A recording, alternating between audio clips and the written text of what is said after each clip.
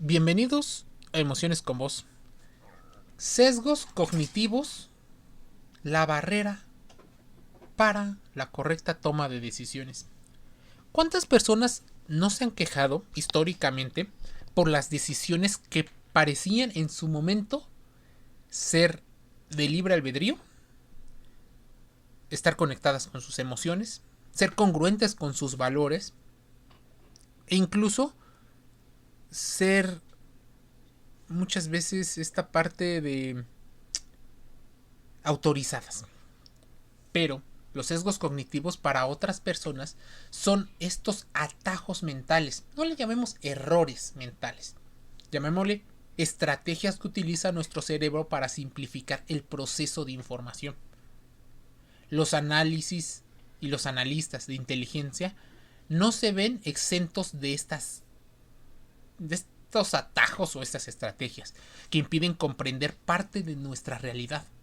Es por eso que muchas de las personas que comprenden estas dinámicas no suelen ser vistos como las personas más felices, porque constantemente están gastando la energía en procesos que se alejan del pensamiento mágico.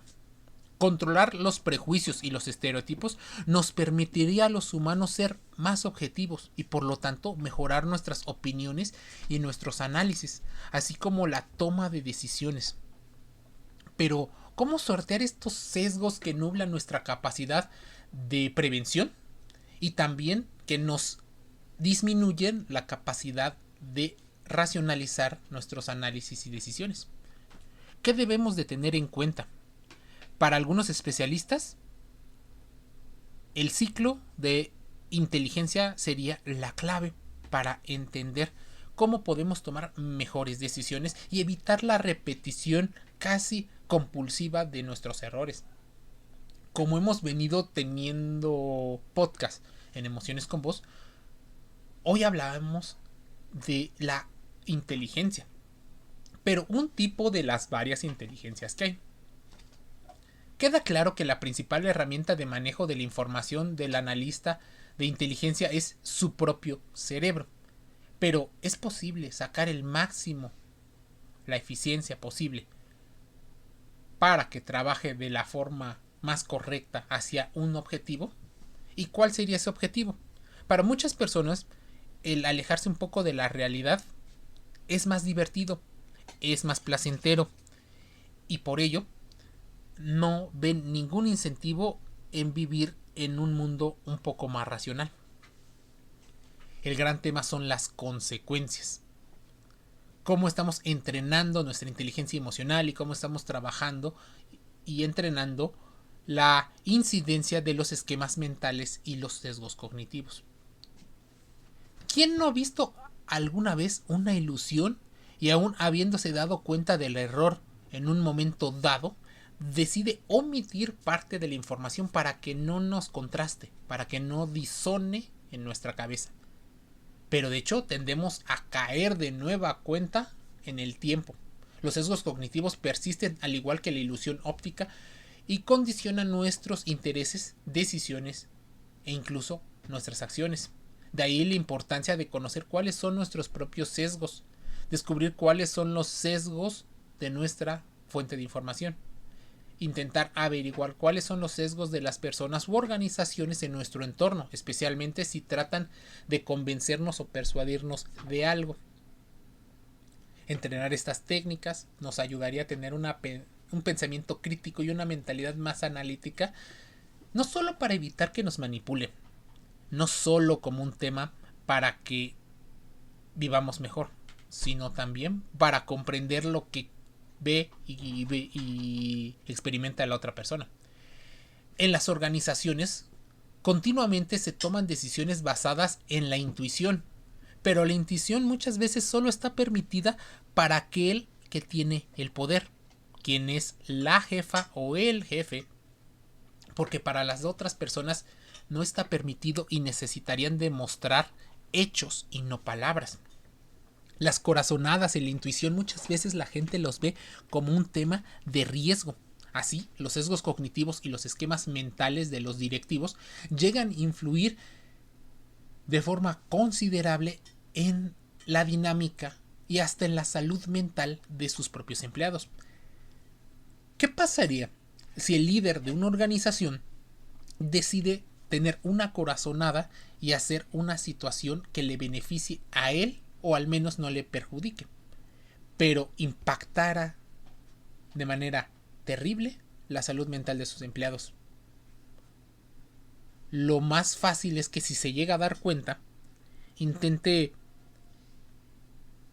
aminorizar las consecuencias, intente victimizarse o intente hacer responsable a otras personas. ¿Cómo entonces evitar los sesgos cognitivos?